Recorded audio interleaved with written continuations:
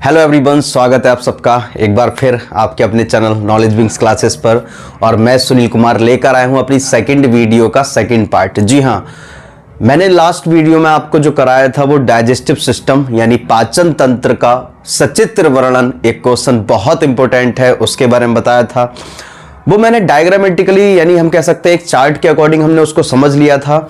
आज हम उसकी थ्योरी में कैसे कैसे क्या क्या लिखेंगे वो जानेंगे। जी, मैंने आपको बताया था जो हमारा डाइजेस्टिव सिस्टम होता है, वो दो प्रकार का होता है। मैंने आपको लास्ट वीडियो में बताया है और जिस भी बच्चे ने वो वीडियो नहीं देखी है वो जाकर देख ले।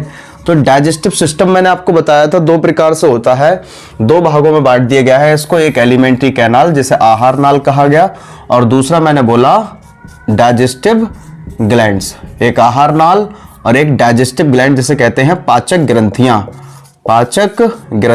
जी हाँ, पाचक ग्रंथियां हमने दो भागों में बांट दिया था। तो आज हम जो डिस्कस करने वाले हैं, इसके आगे डिस्कस करने वाले हैं, शायद सब कुछ दिखाई दे रहा होगा सब कुछ, ठीक है। चलिए, तो सबसे पहले हम बात करने वाले हैं आहार नाल में जो सबसे पहली हेडिंग थी हमारी मुख गुहिका बकल कैविटी हेडिंग थी हमारी। तो आज हम एक एक करके हेडिंग के अंदर पढ़ने वाले हैं। और बहुत सारे बच्चों का ये क्वेश्चन भी रहता है कि सर कितना लिखा जाए इस लॉन्ग क्वेश्चन में, क्योंकि ये लॉन्ग क्वेश्चन थोड़ा बड़ा है, इसमें कितना लिखा जाए जिससे कि सर हम क्या कर सके, सही समय में एक लॉन्ग क्वेश्चन को पूरा कर सके। तो आज आप ये भी देख लेंगे कि कितना कितना लिखना है। तो जैसे ही आप वो चार्ट बना के पहली हेडिंग डालेंगे बकल कैविटी मुख गुहिका, यह भोजन का जो भोजन करते हैं हम, खाना को इंजेशन करते हैं। क्या करते हैं? इंजेशन। जी, सबसे पहले हम जब फूड को लेते हैं तो सबसे पहले फूड जो हमारा एंट्री करता है वो बकल कैविटी में करता है, मुख में करता है। और इसमें क्या होता है, बहुत सारे ऑर्गन पाए जाते हैं। जैसे अब इसमें आप सब हेडिंग डाल देंगे। सब हेडिंग कौन कौन सी डालेंगे? आप हेडिंग डाल देंगे, पैलेट भी डाल सकते हैं। जी बिल्कुल, पैलेट डाल दीजिए जिसे तालू कहते हैं। तो लिख देंगे आप, यह हमारे मुख गुहिका का सबसे ऊपरी पार्ट होता है या ऊपरी भाग होता है, जो कि दो भागों का बना होता है। हम कह सकते हैं इसमें भी दो पार्ट होते हैं। आगे की ओर जो होता है वो हार्ड पैलेट होता है। जी बिल्कुल, आप याद रखेंगे। और पीछे की जो होता है वो सॉफ्ट पैलेट होता है। कैसा होता है? पीछे की तरफ सॉफ्ट पैलेट होता है। बहुत ध्यान से लिखेंगे, बहुत इत्मीनान से लिखेंगे। हम ज्यादा चीजों को बड़ा नहीं करेंगे, बस इतना दिखा दीजिए कि हमारा क्या होता है, ये कितने प्रकार होते हैं। हार्ड पैलेट आगे की ओर क्या होता है, हार्ड होता है। और पीछे की ओर जब जाओगे तो ये सॉफ्ट होता है। और पीछे जाके एक मस्कुलर स्ट्रक्चर लटका रहता है जिसे युवला कहा जाता है। क्या कहा जाता है? युवला। जैसे आप नॉर्मली भाषा में कौवा कहते होंगे। जी, कौवा लटका रहता है, वही वाली बात है। नेक्स्ट आते हैं, अगर आप लिखना चाहेंगे इसमें टंग लिखेंगे। टंग हमारा क्या करता है, भोजन को लार से मिलाने की सबसे ज्यादा इंपॉर्टेंट जो आपके हैं जीभ के कार्य हैं यानी जीवा के कार्य हैं। तो टंग के कार्य आपसे पूछ लेता है तो आपको यहाँ टंग हेडिंग डालनी है। यह एक मांसपेशी संरचना होती है। ये हमारे भोजन को लार से मिलाने का कार्य करती है। यह स्वाद का भी कार्य करती है। हमारे में जो टेस्ट पता लगता है वो टंग के द्वारा ही पता लगता है। मैं आपको बहुत कम शब्दों में बताने की कोशिश कर रहा हूं क्या कितना आपको लिखना है। मैं उतना नहीं बताना चाह रहा हूं कि मुझे कितना आता है। मैं यहां पर नहीं बताना चाह रहा कि टंग हमारी टेस्ट वर्ड से प्रेजेंट होती है, कितने टाइप की होती हैं, वो सब अपर लेवल की क्लास है। हम यूपी बोर्ड में, सीबीएसई बोर्ड में अच्छे से चीजों को लिख सके, हम उतना पढ़ने वाले हैं, ठीक है। तो टंग का फंक्शन बताएंगे, हमारे भोजन को, हमारे फूड को सलाइवा में, लार में मिलाने का फंक्शन करती है। स्पोकन बोलने में हेल्पफुल होती है। टेस्ट में, टेस्ट जो होता है इसी की वजह से क्या होता है भाई, आइडेंटिफाई होता है, पहचाना जाता है कि हमारा टेस्ट ऐसा है। क्लियर है इतना? आगे हेडिंग डाल देंगे आप तीत। अब तीत के बारे में डालेंगे कि ये हमारे जो होते हैं जीवन काल में दो बार उगते हैं। एक बार जो होते हैं सबसे पहले वो होते हैं मोनोडोंट, जिसे हम कहते हैं एक बार दंती मोनोडोंट, और दूसरे होते हैं डाइफोडोंट। डाइफोडोंट मतलब जो दो बार उगते हैं, डाइफोडोंट, ठीक है। अब इसमें डाइफोडोंट में आते हैं एक मिल्क तीत, दूध के दांत, और एक परमानेंट तीत। जी बिल्कुल, एक मिल्क तीत और एक परमानेंट तीत। इसमें आप लिख देंगे मिल्क तीत और परमानेंट तीत के बारे में, ठीक है। इनकी संख्या लिख देंगे, इनकी संख्या लिख देंगे, ज्यादा अंदर नहीं लिखेंगे। इनके टाइप मत बताओ आप, ये चार प्रकार के होते हैं वो मत बताओ, बहुत ज्यादा लंबा हो जाएगा। और हमारे मुंह में कुछ बचा, पैलेट हो गया भाई, तीत हो गए और हमारी टंग हो गई। तो आप सबसे पहली हेडिंग में इतना लिख देंगे और यहां पर आप लिख देंगे कि भोजन यहां से आगे जाता है। जाता कहां है? आगे जाता है फेरिंग्स में, ठीक है। अब हम अपनी फेरिंग्स हेडिंग डाल लेंगे। अब हम अपनी सेकंड हेडिंग डालेंगे फेरिंग्स। एक हेडिंग में ज्यादा टाइम नहीं लेना है। अब हमने सेकंड हेडिंग डाल ली सीधा फेरिंग्स। फेरिंग्स में आप कुछ ज्यादा नहीं लिखेंगे, शायद हो सकता है आपको पीछे साउंड आ रहा हो आवाज में, कल भी मैं अपनी वीडियो बना रहा था, दिन में हमारा ऑफलाइन रहता है, मैंने आपको पहले ही बताया है कि दिन में हमारा ऑफलाइन का क्लासेस का रहता है और रात में मैं कोशिश करता हूँ वीडियो ये बनाने की। कल भी मेरा यही हुआ था कि बहुत साउंड हो रहा था पड़ोस में, जिस वजह से मैं वीडियो नहीं बना पा रहा था। लेकिन आज भी साउंड है, लेकिन फिर भी मैंने सोचा कि अब इस साउंड की वजह से हम रुकेंगे तो हमारा काम खराब हो जाएगा, 12-11 दिन बचे हमें लॉस होगा। मैंने सोचा जो साउंड आएगा वो आएगा, लेकिन मेरी साउंड आपको समझ में आ रही होगी तो पर्याप्त है, पीछे साउंड पे ध्यान मत दीजिएगा। ये साउंड वगैरह बजते रहेंगे लेकिन हमारा बोर्ड दोबारा नहीं आएगा। जी हाँ बिल्कुल, बहुत सारे बच्चों को भी दिक्कत हो रही है। मैं ये सोच रहा हूँ कि वीडियो में बना रहा हूँ तो मुझे दिक्कत हो रही है, लेकिन बहुत सारे ऐसे बच्चे होंगे जो पढ़ाई कर रहे होंगे, उनको डीजे से या जो भी साउंड वगैरह बज रहे हैं, इनको आसपास के एनवायरनमेंट से प्रॉब्लम हो रही होंगी। ऐसी चीजें जो हमारे को अभी दिक्कत देंगी अपनी पढ़ाई करने के लिए। तो बेटा मैं एक ही बात बोलना चाहूंगा, ये सारी दिक्कतें आप ही के साथ नहीं है, ये सारी दिक्कत बहुत सारे स्टूडेंट के साथ रही हैं। आप ऐसा बहाना मान सकते हो कि सर हमारी पढ़ाई नहीं हुई, आप अपने टीचर से जाके कह सकते हो कि सर हमारी पढ़ाई नहीं हुई, हमारा ये नहीं हुआ, हमारा वो नहीं हुआ, बाहर डीजे बज रहा था। सभी के साथ ऐसी परिस्थितियां थी, मेरे साथ भी ऐसी परिस्थितियां थी। मैंने अपने समय में जब पेपर दिए थे उस वक्त भी साउंड का बहुत प्रॉब्लम रहा था, मुझे आज भी याद है। बस इतना याद रखना बेटा, परिस्थितियां हमारे हाथ में नहीं है, लेकिन उनसे जूझना कैसे, उनसे निकलना कैसे, यह हमारे हाथ में है। अपने आप को सेटअप करो, अपने आप को देखो, अपना बहुत फोकस लगा दो और पढ़ाई करने की कोशिश करो। ये साउंड वगैरह बजते रहेंगे, ये रूल्स वगैरह आते हैं, लेकिन क्या कर सकते हैं, अभी तो हमें स्टडी करनी है और सोने से पहले मिलो जाना है। क्या करना है, सोने से पहले मिलो जाना है। बचपन में एक स्टोरी पढ़ रहे थे मेरे बड़े भाई, आज भी याद है मुझे, मेरा क्लास रहा होगा भाई 6-7 क्लास रहा होगा, उनका 10th क्लास था। वो स्टोरी पढ़ रहे थे कि मुझे वो पंक्तियां याद तो नहीं आ रही, इंग्लिश की पोइट्री में पढ़ रहे थे, माफी चाहता हूं अगर गलत हो जाए तो। The woods are lovely dark and deep but I have promise to keep. The woods are lovely dark and deep but I have promise to keep. I miles go to before I sleep. I miles go to before I sleep. English का हो सकता है गलत हो जाए, मुझे mind में कमी चीजें रही हैं, मतलब याद हो सकता है क्योंकि तब से पढ़ने का मौका नहीं मिला, सिलेबस चेंज हो जाता है। उसका मतलब जरूर पता था मुझे। मैं इस कहानी का मतलब आपको जरूर देता हूं कि जो जंगल हैं, घने हैं, अंधेरा है इनमें, ये जो जंगल है यानी जो हमारा जो लाइफ है, इसमें क्या है, रुकावटें भी हैं, इसमें प्रॉब्लम्स भी हैं, लेकिन सोने से पहले यानी मरने से पहले, सोने से पहले जो मैंने अपने आप से वादा किया है उस वादे को निभाना है और मरने से पहले मीलो जाना है। सोने से पहले का मीलो जाने का मतलब मरने से पहले मीलो जाना है। ये कहानी मुझे माइंड में कितनी रह पाई नहीं रह पाई, लेकिन इसका सार आज तक पता है मुझे, क्योंकि मैं अपने भाई के साथ पढ़ रहा था, वो बराबर बैठ के इसको याद कर रहे थे। मैं उस समय कक्षा 6 या 7 में होऊंगा और वो मुझे बता दिया उन्होंने फिर मीनिंग। उसके बाद से आज तक मुझे इस कहानी का जो सार है, जो मोरल ऑफ द स्टोरी है, वो पता रहा कि सोने से पहले मिलो जाना है। सोने से पहले मिलो जाना यानी इस संसार से पहले इस संसार से जाने से पहले आपको बहुत आगे जाना है, मेहनत करनी है। ठीक है ना, तो पढ़ते रहेंगे, चाहे कितनी भी दिक्कतें आए, कितनी भी रुकावटें आए, पढ़ते रहेंगे। फेरिंग्स जिसका नाम है हम कहते हैं हिंदी में गिरसनी। इसमें कुछ नहीं लिखना ज्यादा, एक ही लाइन लिखनी है कि यह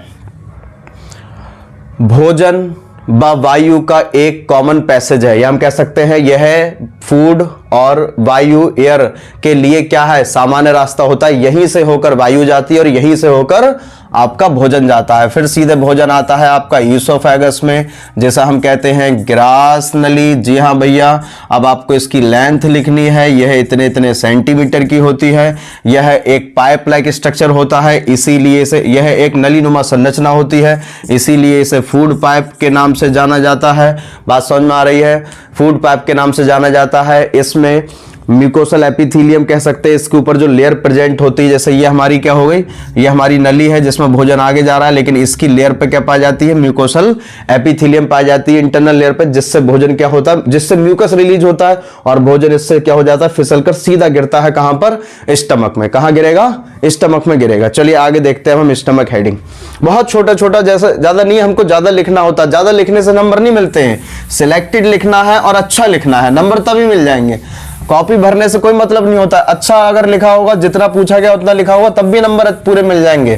कोशिश करते हैं कॉपी भरने पर, कॉपी भरो लेकिन आपने लिखा कुछ नहीं है, कोई काम की चीज नहीं लिखी है तो नंबर कहां से मिल जाएंगे?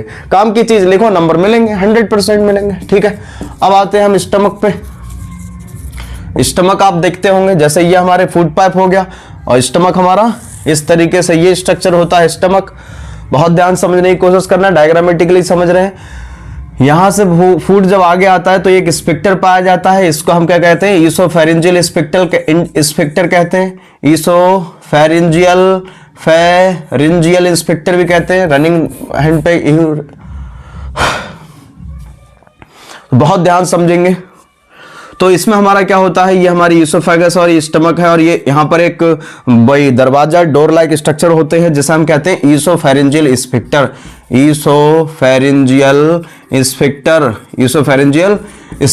स्फिंक्टर का मतलब होता है दरवाजा। आप इसको याद रखना चाहो तो रख सकते हो, थोड़ा सा कंपटीशन लेवल का है। अगर आप हाई स्कूल में हैं, बोर्ड में हैं तो याद रखना चाहे तो रख सकते हैं। It is also known as, यह और दूसरे नाम से भी जाना जाता है जैसे कहते हैं कार्डियक स्फिंक्टर। अब क्वेश्चन आ जाता है sir why it is known as a cardiac sphincter? यह कार्डियक स्फिंक्टर के नाम से क्यों जाना जाता है? Because it is a very near of heart. यह हमारे हार्ट के बहुत पास प्रेजेंट होता है, यह हमारे हार्ट के बहुत पास प्रेजेंट होता है, यानी स्थित होते हैं, सिचुएटेड होते हैं, इसीलिए इसे कार्डियक वर्ड भी यूज हो गया। तो कार्डियक वर्ड जो यूज होता है वो किसके लिए होता है? हार्ट के लिए होता है। किसके लिए होता है? हार्ट के लिए होता है। तो कार्डियक स्फिंक्टर भी इसे बोल देंगे। अब फूड आता है हमारा कहां गिरता है? स्टमक में गिरता है। स्टमक में फूड हमारा 4 से 5 घंटे के लिए रहता है। यहीं पर क्या होता है, यहां से हमारा फूड आगे डाइजेस्ट होता है, कुछ पार्शियल रूप से, आधा रूप से डाइजेस्ट यहां हो जाता है। और जो मैंने स्टमक के ऊपर बनाई है ये म्यूकोसल एपिथेलियम भी होती है यहां पर, जो रिलीज करती है हमारा HCl। क्या रिलीज करती है? HCl। तो HCl एसिड भी यहां से रिलीज होता है जो फूड को स्पॉइल होने से बचाता है और बहुत सारे एंजाइम्स को एक्टिवेट करता है। जी हाँ, जब इसकी डाइजेशन मैकेनिज्म पढ़ रहे होंगे तब वहां पर जानेंगे। तो फूड 4 से 5 घंटे स्टे करता है, यहां पर रुकता है, ठहरता है और म्यूकोसल एपिथेलियम से HCl निकलता है। क्वेश्चन में आता है ये HCl निकलता है तो इस मेम्ब्रेन को गलाता क्यों नहीं है? इसको भाई कोरेसिव नेचर होता है HCl का। कोरेसिव मतलब जिस चीज पे गिरेगा उसको गला देगा, जला देगा। लेकिन यहां पर HCl ऐसा क्यों नहीं कर रहा है? बहुत इंपॉर्टेंट क्वेश्चन है कंपटीशन का। HCl यहां पर ऐसा क्यों नहीं कर रहा है? क्योंकि HCl जो इसलिए नहीं कर पाता इस पर कोई भी रिएक्शन, क्योंकि इसके ऊपर म्यूकोसल एपिथेलियम प्रेजेंट होती है। म्यूकोसल एपिथेलियम से म्यूकस रिलीज होती है जिस वजह से HCl उस पर रिएक्शन नहीं कर पाता है। म्यूकस इसको प्रिवेंट करती है। इतनी बात क्लियर है? तो फूड हमारा 4 से 5 घंटे तक स्टे करता है और यहां पर बहुत सारी मूवमेंट होती हैं, बहुत सारी यहाँ पर मूवमेंट होंगी जिस वजह से फूड क्या हो जाएगा? एकदम मिल जाएगा, लुगदी बन जाएगा। जैसे आटा गूंदा जाता है ना, जैसे आटा गूंदा जाता है वैसे आटा जो गूंदा जाता है उसी हिसाब से यहाँ पर भी हमारा फूड क्या हो जाएगा? मिल जाएगा, बिल्कुल मूवमेंट हो जाएगी। ठीक है। अच्छा, जब हमने देखा था हमारा फूड जब सलाइवा से मिल रहा था, फूड जब सलाइवा से मिल रहा था तो उसको हमने बोलस कहा था। क्या कहा था? बोलस कहा था। बट लेकिन फूड अब जब आगे आएगा, यानी हम कह सकते हैं अब जो फूड कौन सा आएगा? बोलस वाला ही आएगा। तो बोलस जब हमारा किससे मिल जाएगा? HCl यानी एसिड से मिल जाएगा तो कहलाएगा काइम। क्या कहलाएगा? काइम कहलाएगा। और यहां पर pH जो होगा 1.8 होगा, 1.8 pH होगा यहां पर हमारा भाई स्टमक का। अब स्टमक से फूड क्या होता है? पार्सली डाइजेस्ट होकर आगे जाता है। आगे कहां जाएगा? Small intestine. कहां पर जाएगा? स्मॉल इंटेस्टाइन को ऊपर बना लेते हैं, एक एक करके डायग्राम से समझेंगे चीजों को। इतनी बात क्लियर हो गई? ज्यादा नहीं लिखना है, बस सिलेक्टेड लिखना है। जितना पूछा जाता है उतनी चीजों को करेंगे, नंबर अच्छे आएंगे। ठीक है, क्योंकि समय का भी अभाव होता है। जब लॉन्ग क्वेश्चन हम करते हैं तो हमें बहुत लंबी चीजें याद आती रहती है। अगर हमने पढ़ाई की है तो बहुत इत्मीनान से चीजों को समझ के चीजों को ध्यान से करना है। फिर आता है हमारा स्मॉल इंटेस्टाइन जिसे हम कहते हैं छोटी आंत। छोटी आंत बोलते हैं। ठीक है, छोटी आंत कहते हैं ना, नाम में कुछ और काम में कुछ और। तो छोटी आंत हम रफली डायग्राम बना के देख सकते हैं चीजों को। देखो आंटी की बारी आ गई भाई साहब। बोर्ड एग्जाम है हम लोगों के, हम अच्छे से पढ़ाई करेंगे, ये हमारे लिए बेटर है। ठीक है, तो हमने देखा था ये स्टमक था हमारा। अभी हमने रफली डायग्राम बनाया था, ऐसा रफली मत बनाओ जिससे कि सब बच्चे नाराज हो जाए। ये हमारी भाई स्टमक से आ रही है ये स्मॉल इंटेस्टाइन ड्यूडेनम पार्ट। ठीक है, तो ड्यूडेनम वाले पार्ट का ये हम थोड़ा सा फोल्डेड स्ट्रक्चर, एक रफली स्ट्रक्चर देख रहे हैं। हम इस तरीके से देख पा रहे हैं अपने स्ट्रक्चर को। ठीक है, तो हमारा ये हमने देखा था स्मॉल इंटेस्टाइन के 3 पार्ट होते हैं। एक होते हैं हमारे 3 पार्ट होते हैं, duodenum, duodenum, jejunum, duodenum, jejunum और इलियम, डेडुनम, जेजुनम और इलियम, डेडुनम, जेजुनम और इलियम। इंग्लिश में थोड़ा सा सरल नाम है, अगर आप इसके हिंदी में देखोगे तो डिफिकल्ट नाम होंगे। मैंने याद नहीं करे हैं, कोशिश करिएगा आप भी याद मत करिए, क्योंकि कंफ्यूजन बढ़ जाती है जब हिंदी और इंग्लिश मिक्स करते हैं, बायोलॉजी में प्रॉब्लम हो जाती है। ठीक है, तो हमारे जो 3 नाम हैं वो हैं डेडुनम, जेजुनम, इलियम। इसको याद रखने के लिए एक ट्रिक भी है, अगर आप इसको यूज करना चाहें, जैसे कहते हैं कभी ना भूलने वाली ट्रिक्स बहुत सारी होती हैं। तो ट्रिक ये है कि शादी हो रही है, जैसे अभी डीजे बज रहा है तो किसी न किसी की शादी हो रही होगी, तो यहां से शादी हो रही है एक व्यक्ति की, तो मान के चल रहे हैं जब शादी हो रही है तो उसके दोस्तों को बुलाया गया होगा। किसको बुलाया गया होगा? दोस्तों को। मान के चल रहे एक व्यक्ति है रोहन, उसकी शादी है, और शादी है, उसके दोस्त डीजे पे नाच रहे हैं, डांस कर रहे हैं, और अभी गाना ही बज रहा था, बांदी कमरिया से साड़ी किया हुआ आंटी की बारी तो दोस्त लोग उसके डांस कर रहे हैं, और दोस्त जब डांस कर रहे हैं तो अपना दोस्त और मतलब कह सकते हैं अपने भाई और उसकी वाइफ जो स्टेज पे बैठे हुए हैं उनको देखा, तो मन में मस्कर हुई सूझी कि चल चल के दोस्त को लेकर आते हैं। रोहन को लेकर आए, दोस्त लोग गए, अब दोस्त हैं मस्ती करेंगे ही, गए जाकर दोस्त को ले आए, दोस्त को भी डांस करवाया कि आज मेरे यार की शादी है, आज मेरे यार की शादी है। तो डीजे पे दोस्त भी नाच रहा है, जो दूल्हा है आज के दिन वो नाच रहा है। अब एक दोस्त और तेज निकला, उसने कान में कह दी, यार सुन भाई रोहन, आज तो मौका है भाभी को साथ में डांस करवाने का, आज तेरा दिन है, तू भी डांस कर। तो रोहन भी चौड़े हो गए, भाई साहब आज शादी है रोहन की। गए जाकर और भाभी के तरफ हाथ बढ़ाया। अब भाभी भी कहीं ना कहीं शादी है भाई, एंजॉय करने का मन है, भाभी भी आई डीजे पर। कहाँ आ गई थी? डीजे पर, जी हाँ। तो फिर क्या आ गई? भाभी भी डीजे पर आ गई। तो डीजे पर कौन आई? भाभी जी, DJI, DJI। बहुत छोटी सी चीजों को हम समझने की कोशिश करेंगे, ट्रिक एस के शादी वाले, ठीक है। तो DJI, डीजे पर कौन आई? भाभी जी। डीजे पर कौन आई? भाभी जी। DJI, छोटी हाथ के कितने पार्ट? 3। DJI, डीजे पर कौन आई? भाभी जी। डीजे पर कौन आई? भाभी जी। मैं आपसे पूछ रहा हूं, फिर से बोलिए। यस, डीजे पर कौन आई? डीजे पर आई भाभी जी। DJI, DJI, डीजे पर आई कौन? भाभी जी। डीजे पर कौन आई? भाभी जी। DJI, डीजे पर कौन आई? भाभी जी। Duodenum, jejunum, ileum. D4 duodenum, J4 jejunum, I4 ileum. अब आपको इसमें लिखना होगा ड्यूडेनम वाला पार्ट जो होता है, छोटी आंत का सबसे पहला पार्ट होता है। इसी से क्या पाई जाती हैं? 2 ग्रंथियां जुड़ी रहती हैं, जिसे हम कहते हैं लीवर और पैनक्रियाज। लीवर और पैनक्रियाज 2 ग्रंथियां इसी पार्ट से जुड़ी रहती है। यह क्या होता है? उल्टी सी आकार की एक संरचना होती है, हम कह सकते हैं, ठीक है। उल्टी सी कैसे कह सकते हैं? हम कह सकते हैं एक सी आकार की संरचना होती है, ठीक है, सी लाइक जैसे कह सकते हैं। तो सी जैसी संरचना होती है हम, और ये आगे जाकर क्या होती है? बहुत ज्यादा क्वाइल्ड होती है। फिर आगे जाकर क्या बन जाता है? ये जेजुनम बन जाता है। जेजुनम और इलियम एक बहुत सा भाई ज्यादा क्वाइल्ड स्ट्रक्चर होते हैं, बहुत ज्यादा कुंडलित संरचनाएं होती हैं, और ये आगे जाकर कहां खुलते हैं? आगे जाकर खुलते हैं आपके लार्ज इंटेस्टाइन में। तो लार्ज इंटेस्टाइन में खुलने से पहले भी इनके पास एक बैरियर होगा, जिसे कहते हैं बाल्ब होगा, एक दरवाजा होगा, जिसको हम कहते हैं सबसे लास्ट पार्ट इलियम। और यहां से जब आएगा तो क्या आएगा? लार्ज इंटेस्टाइन का पार्ट आएगा सीकम, तो इसका नाम होगा ileocaecal bulb. Ileocaecal bulb, ileocaecal bulb कहते हैं इसको, इलियोसिकल बॉल्ब कहते हैं। क्या कहते हैं? Ileocaecal bulb. इलियम का पार्ट सीकम से मिल रहा है, इलियोसिकल बॉल्ब कहलाता है। तो आपको एक चीज याद रखनी है, हेडिंग अगर याद है तो आप उसमें आराम से बातों को पढ़ के समझ के लिख सकते हो। हेडिंग याद करने की कोशिश किया करो। मैं आपको जल्दी करने की कोशिश कर रहा हूं कि चीजों को जल्दी करके आपको दे सकूं, ठीक है। मैं आपको इस समय सिलेबस के अकॉर्डिंग नहीं, आपके एग्जाम के अकॉर्डिंग पढ़ाने की कोशिश कर रहा हूं।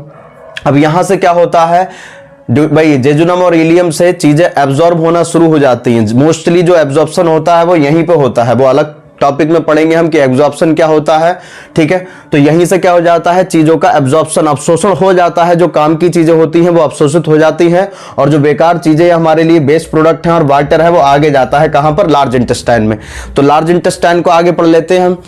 लार्ज इंटेस्टाइन को पढ़ते हैं और लॉन्ग क्वेश्चन को अपने कंप्लीट करते हैं, क्योंकि ज्यादा चीजें हमें नहीं करनी है इस समय, हमें वो पढ़ना है जिससे हमारे नंबर अच्छे आ जाए। और इस समय क्योंकि नॉलेज की बात हम करते हैं स्टार्टिंग के 6, 7, 8 महीने, और जब हम नंबर की बात करते हैं लास्ट के 1 महीना नंबर लाने के लिए बहुत है, अगर आपने चीजें पढ़ी होती हैं तो। नेक्स्ट और लास्ट हेडिंग हमारी है लार्ज इंटेस्टाइन। लार्ज इंटेस्टाइन, हम डाइजेस्टिव ग्लैंड को यहां पर प्रेफर नहीं करते हैं। क्या करके अपने लॉन्ग क्वेश्चन में नहीं लिखते हैं, ठीक है। उसको क्या, जब डाइजेस्टिव ग्लैंड वो अलग से देगा तब हम बताते हैं। डाइजेशन सिस्टम में हमारा आहार नाल आता है, ठीक है। तो लार्ज इंटेस्टाइन के 3 पार्ट होते हैं। सबसे पहला हमारा होता है सीकम, सबसे पहला पार्ट कौन सा होता है, सीकम। दूसरा पार्ट होता है सीकम कॉलन, और तीसरा पार्ट होता है आपका रेक्टम। क्या होता है, रेक्टम प्यारे बच्चों, ठीक है। तो रेक्टम हमारा तीसरा पार्ट होता है। अब हम अगर इसका थोड़ा सा डायग्राम से देख लें, हेल्प ले लें डायग्राम से, तो डायग्रामेटिकली चीजें सरल और आसान लगने लगती हैं बायोलॉजी में। बायोलॉजी में भी क्या, कोई सी सब्जेक्ट हो, अगर डायग्राम से आप चीजों को समझने की कोशिश करते हैं तो आपको चीजें अच्छे से क्लियर हो जाती है। बात यह है कि बायोलॉजी में डायग्राम ही है। तो लार्ज इंटेस्टाइन हमने छोटी आंत देखी थी, यहाँ पर हमारी आके मिल रही थी छोटी आंत, और ये मिलती किस पार्ट में है, सीकम वाले पार्ट में। किसमें, सीकम वाले पार्ट में मिलती है, इसीलिए इस बॉल्ब को कह रहे थे इलियोसीकल बॉल्ब।